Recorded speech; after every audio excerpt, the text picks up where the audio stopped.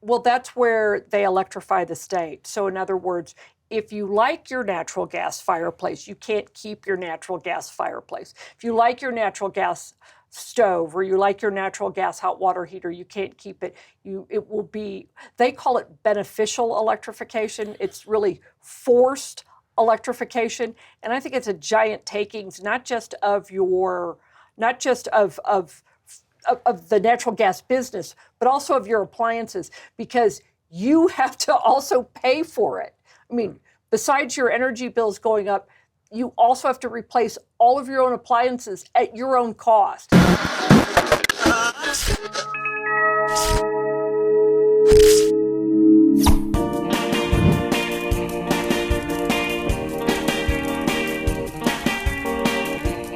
Is there faith? Is there hope? Can we have a power future in Colorado? I'm talking electricity. We're going to find out, but first subscribe and like our channel. Click that little bell icon for notifications and find the Devil's Advocate podcast on your favorite listening app.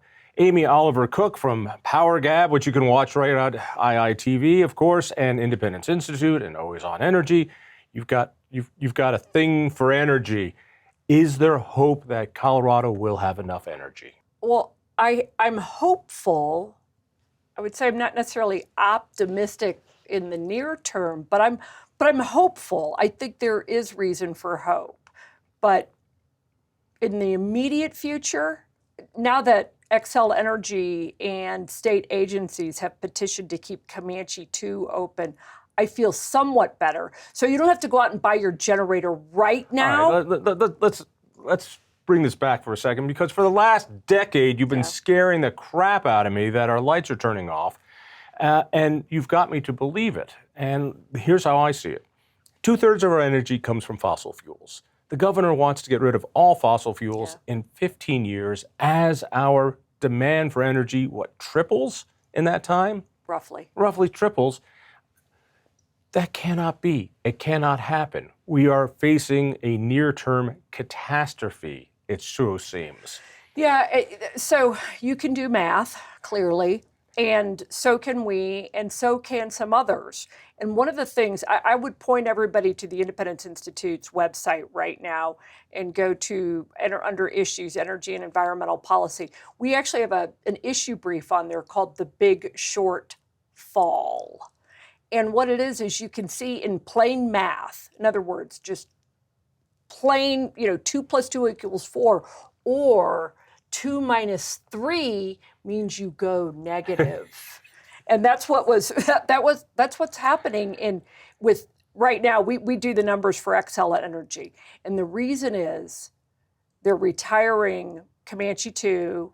Comanche 2, for those who don't know, is Pueblo's coal-fired power plant. There are 3 units down there. Comanche 2 is 350 megawatts. It's not huge, but that's a lot. That's significant power. You don't want to just lose it unless you have new generation coming on. So the simple question, what is this woman talking about? We're going to replace these dirty, earth-destroying coal power plants with windmills and solar power, so we're going to be fine. And sooner or later, as the governor says, we're going to tap that heat beneath our feet, which I always thought was coal. But no, he says it's geothermal energy. So we're covered. We're just going to build more wind. But you can't. So an electron of wind and an electron of coal are not the same thing. Let me give you a prime example, and then I want to get back to Comanche and explain what the dire situation is. Rush Creek Wind Farms, another case that we intervened on. 600 megawatts of wind, and that's called nameplate capacity. In other words, on a perfect day, at the perfect time, with the perfect wind speed, everything is perfect, you could, on paper, get 600 megawatts of power out of,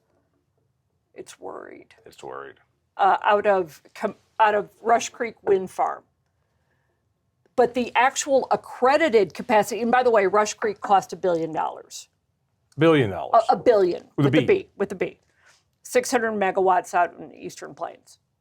And we said at the time, we intervened, we don't need it. Intervening being, hey, PUC, don't do this. It's not a good decision.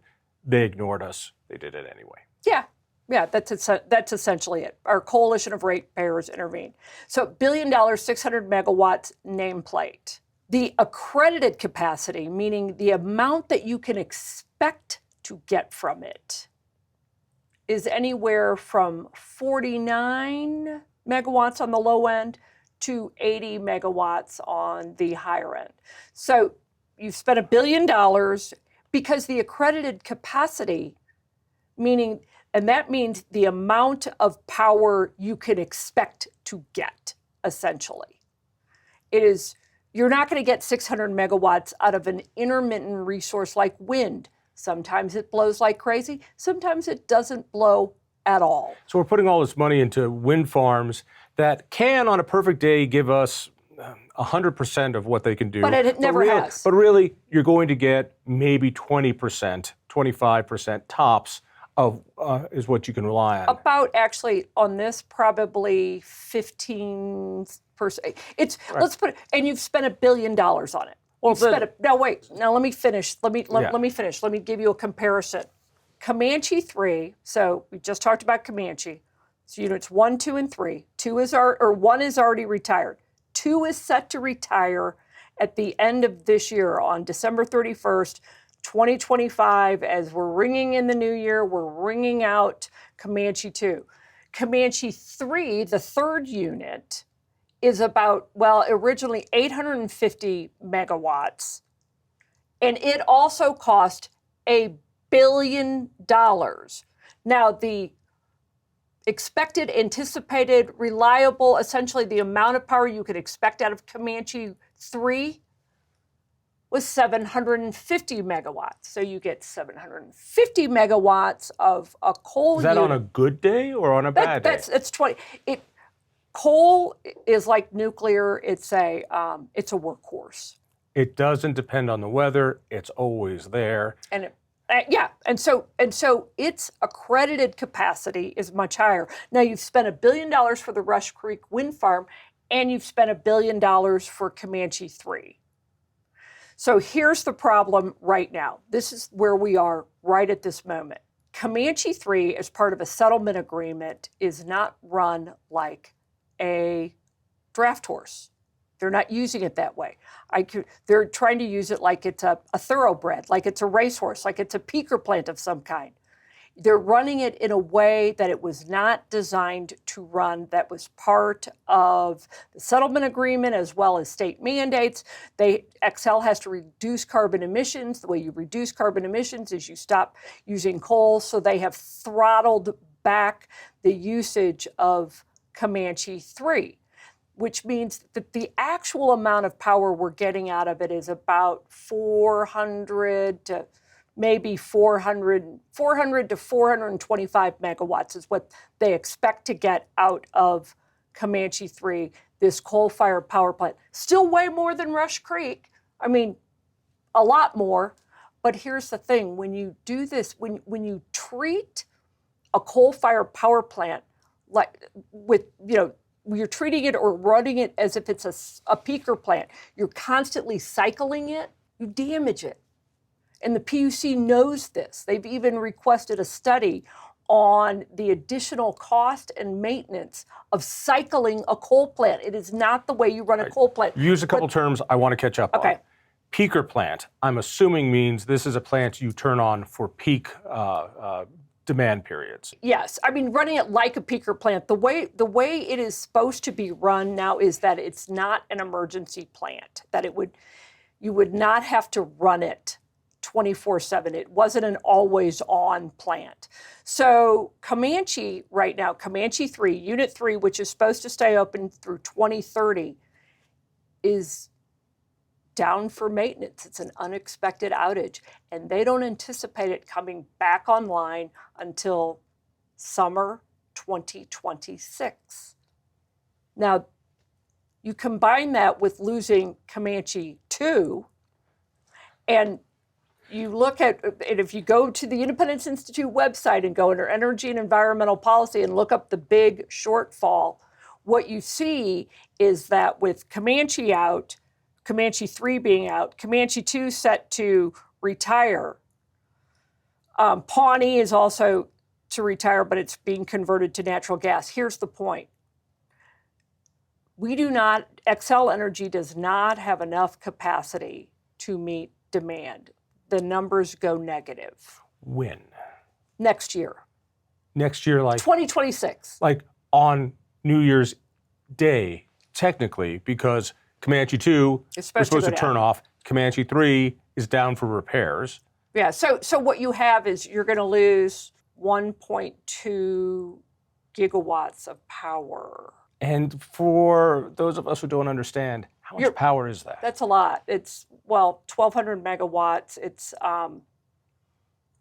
is it the Denver metro areas? No, yeah, I'm thinking, peak plus reserve is roughly, Xcel plus reserve might be 7 gigawatts. Total peak demand in the entire state, which is in the summer, is probably 19,000 megawatts. Let me put it this way. We're losing a substantial portion of Colorado's power. You're losing a significant portion. But only, Amy Cooke, if only we knew this was coming. The problem is nobody saw this coming. Nobody could predict that this switch over to windmills was going to lead us into this position. No one saw it coming. Once you see it, you can't unsee it. You can't unsee it. You have been sounding the alarm bell for 15 years. Which is why you have a generator. Which is why I have a generator at home. No, so this has been a concern.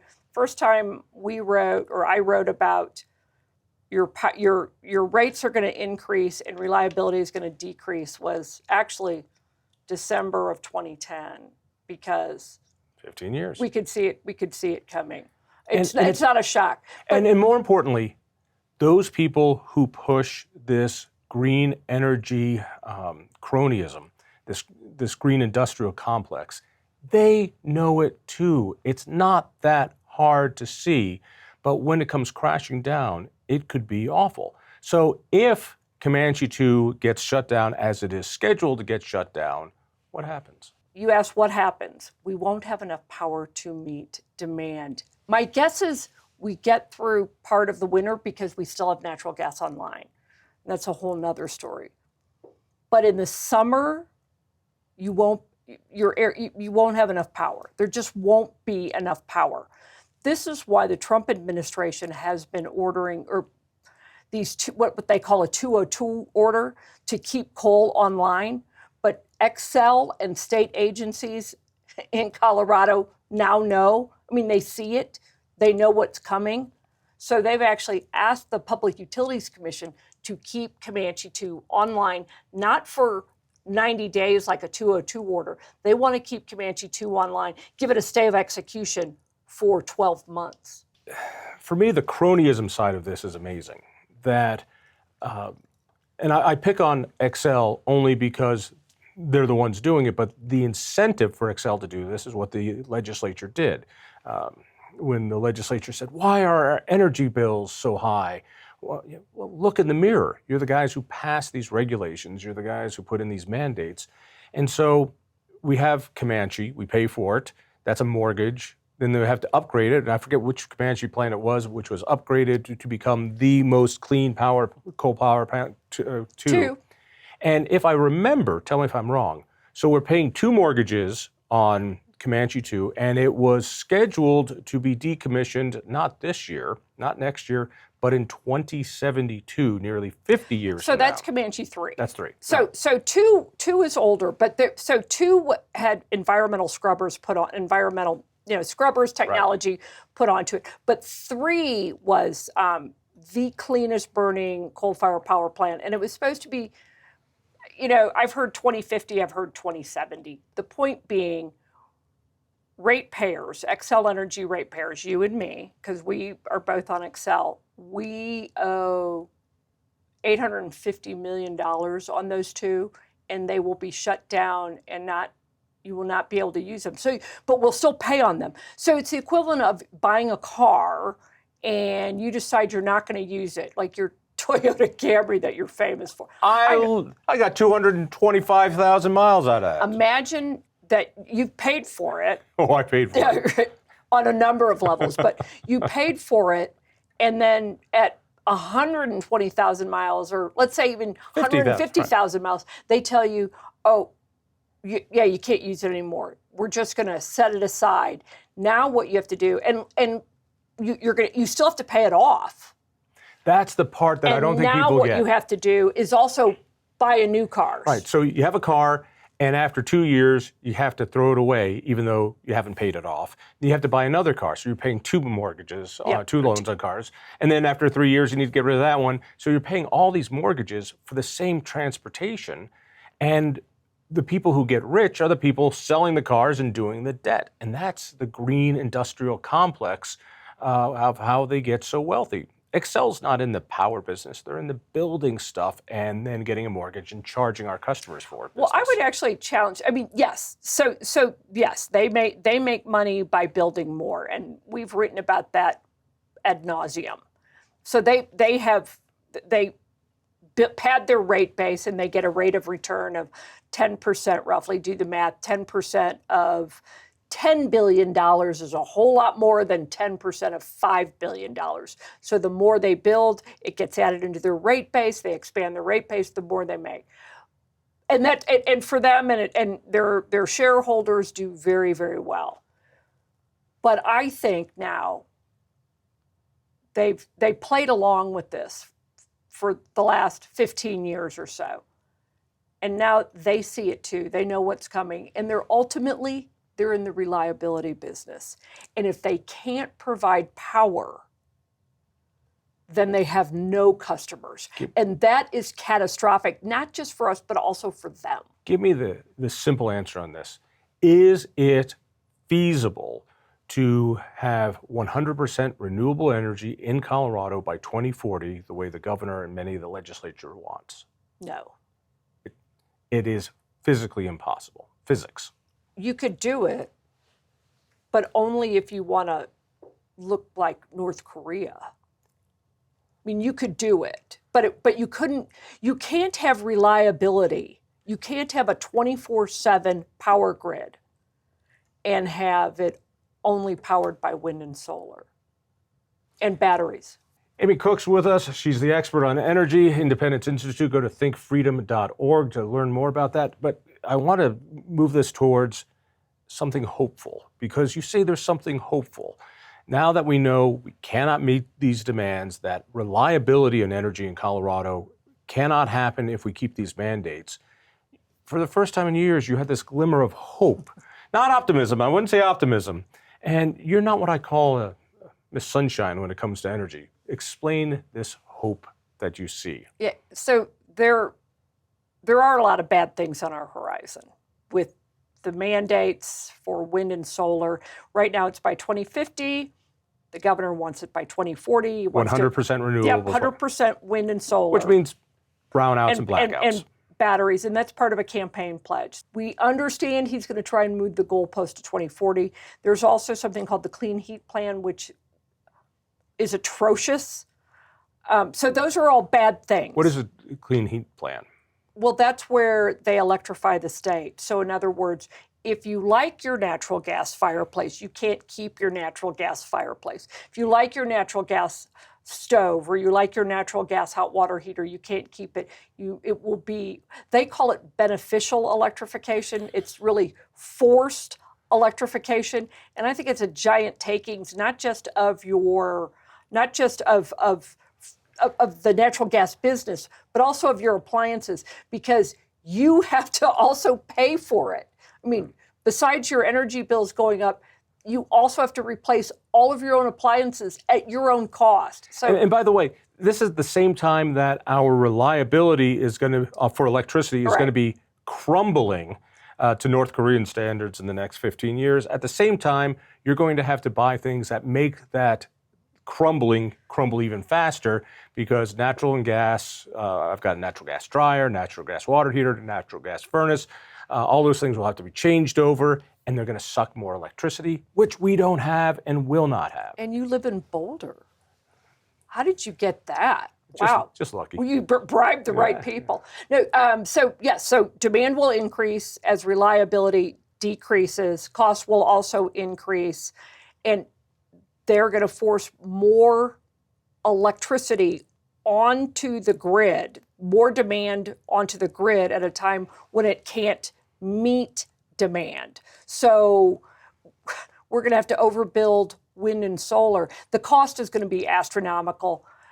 You asked, can we power the state with wind and solar and batteries by 2040? The answer is no, not if you want to keep it 24/7, but the other thing is you'll bankrupt the state. You will literally bankrupt the state. It just won't work. So that's the clean heat plan. But I do actually have hope for the future because I do see some energy realism beginning to creep into Colorado energy policy thinking. Now, I'm not going to say that there's a majority of that going on at the state legislature. No, you're not going to see Will Tour, our energy czar, going, the math doesn't work here, even though he's smart enough to know the math doesn't work here. And by the way, the Colorado Energy Office, so in the short term, I will say this, good news, Xcel Energy petitioned the Public Utilities Commission, and they were joined by the Colorado Energy Office and the Utility Consumer Advocate and the PUC staff in asking the commissioners to keep Comanche 2 open, not retire it on New Year's Eve, but keep it open, and not for 90 days like an executive order coming down from the Department of Energy, but keep it open for another year. 12 months. I mean, that's huge. And they dropped that on November 10th. So in other words, what you're hearing is Xcel is finally copping to what you've been saying for over a decade, that the math does not work. And even though they've agreed to all this stuff, they're going, we can close it, but the lights will not stay on. And actually, what was interesting about that was in the petition itself, the petition to keep Comanche open, it said, keeping Comanche 2 open is the most cost-effective way to reliably meet grid demand, electricity demand. I mean, so that's what they're saying. That's not me saying it. The first time I've ever heard Xcel talk about affordability. Well, also in the Colorado Energy Office, the PUC staff and the Utility Consumer Advocate. So I've got hope there. And I actually think that the commissioners, they may not like it, or at least not all of them may not like it, but I think if you were asking me to handicap it, I'd say I think they approve that request. Because they that's have right. to. They do. Let me explain to you why they will say yes. Let me mansplain this. Because next year is an election year. And power outages on an election year is not something that the governor wants while the legislature is up for a vote. So they're going to keep the lights on at least for another year. But what happens? I don't know. We'll have a new administration. Maybe a Governor Michael Bennet will keep the lights on. I just have hope because that just shows me they can do math, and that here's the thing. It isn't just Colorado. This is happening in blue states across the country where they are softening, might be a good word, softening on their climate goals or approving things like natural gas pipelines that they wouldn't have done 12 months ago. No, you don't get it. It's all Trump's fault. All Trump's fault. 100%. But I've got long-term hope too for the state, and here's why. It isn't just these state agencies that suddenly have had an awakening. There are groups in Colorado, and they're disparate groups. You have labor unions, you have some utilities, you have folks that are recognizing that the current path that Colorado is on energy policy isn't sustainable. We can't do this. And so a group of us, thanks to Action Colorado, which used to be, I think it was Action 22. That's what it was when I was gone. So this was the southeastern part of the state, Pueblo and east. So, and I got to give, they've done a great job of just bringing folks together and said we may disagree on a whole bunch of things, but what we do agree on is we need firm, dispatchable, affordable, reliable power. And that's the way we're going to grow our economy, keep jobs, keep the lights on. There has been no country, and I would add no state, can thrive on an energy starvation diet. And that's what we came together and wrote the Colorado Energy Compact, and I was proud to be one of the contributing authors to it. If you look at the parts on economics and reliability, I wrote much of that. What's amazing about this report, this is a, as you say, it's a compact, it's an agreement. Yeah. I look at some of the groups that came together to do this, and you've got power companies, you've got unions, you've got chambers of commerce, which usually fight the unions, you've got manufacturers, you've got hotels and lodging associations, you've got the pipe fitters, Yampa Valley, you got all these groups that usually disagree on everything. They all agree Colorado is heading towards a catastrophe if we can't keep the lights on. That's right. And also, I mean, it isn't just keeping the lights on. It's our way of life. It's human thriving. And what was interesting about this is everybody set aside their personal agendas around energy. I did not get everything I wanted in this compact. And yes, so you give up a few things.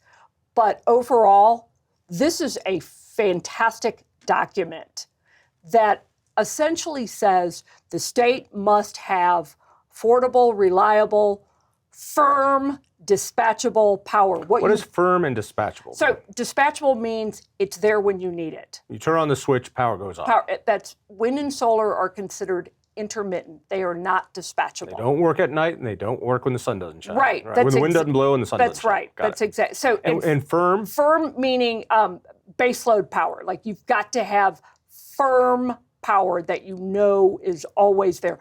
Natural gas is dispatchable, but it's considered an on-time resource. Because the fuel comes in just as you need it. And so if it gets cold out, like it did in Texas a few years ago, it doesn't come in. Whereas coal power plants are supposed to have 3 months worth of fuel on site. So if the coal trains get destroyed, run off the tracks, you got 3 months to fix them before you need to. And nuclear really is, I mean, nuclear is the workhorse of any grid.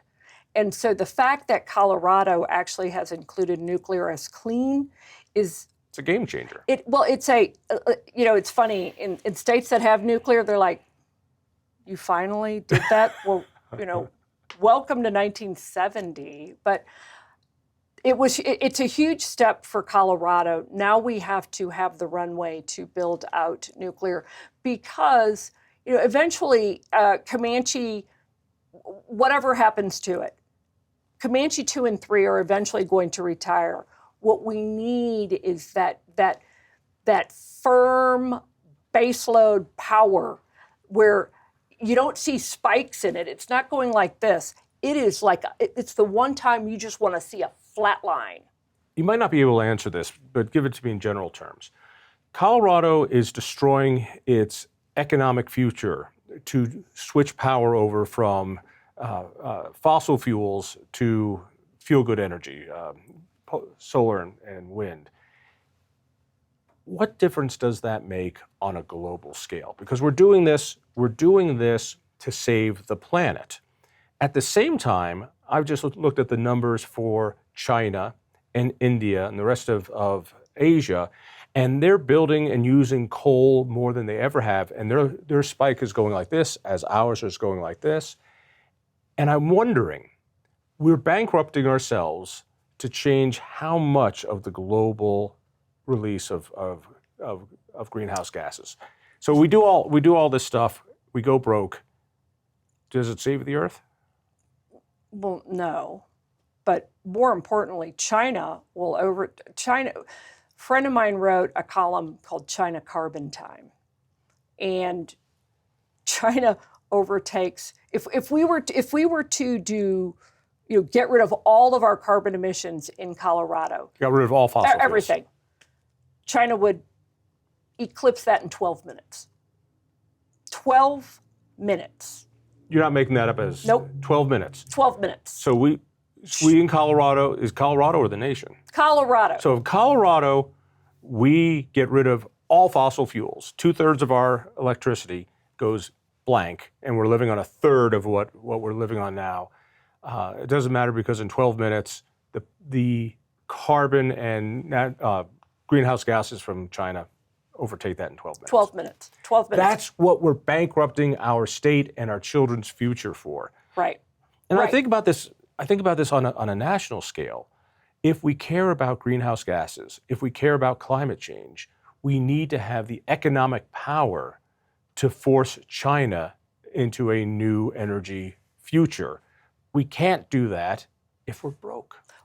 No, we can't. And that's what China's banking on. So a couple of things on that. One of the things that really bothers me about this whole forced march to wind, solar, and batteries is that it only takes in emissions in a small portion, and that's at the point of generation. It doesn't look at the full life cycle of building a solar panel or a wind turbine. So if you were to take in the full life cycle, they are not net zero. Right. They are not net zero. Because windmills fall apart over time. Well, they also you need fossil fuels to make them. I mean, People want more information about this, want to understand it. Where at thinkfreedom.org do they go? Energy and environmental policy. We have, oh my gosh, studies on the clean heat plan. We have studies on this forced march to wind and solar. We have EV mandates. We have the latest that I know everybody's in love with around here, and that's hydrogen. And I mean in Colorado, which, by the way, I hate to tell you, ain't going to happen. So we've got studies on that. It's more of the stuff that we've been telling you for the last 15 years, but it's just updated with current numbers. And for those of us who don't like to read, watch Power Gab right here on IITV3. You and Jake Fogelman do an incredible job. In fact, go off and do another one of those episodes right now. Amy, thank you so much. Thanks for having me. Think Freedom. If you enjoyed that conversation, by all means, click one of these other great programs. We have the best conversations with the most fascinating Coloradans. And subscribe to our channel. Just click down below and hit that little bell button too. You don't want to miss a single show.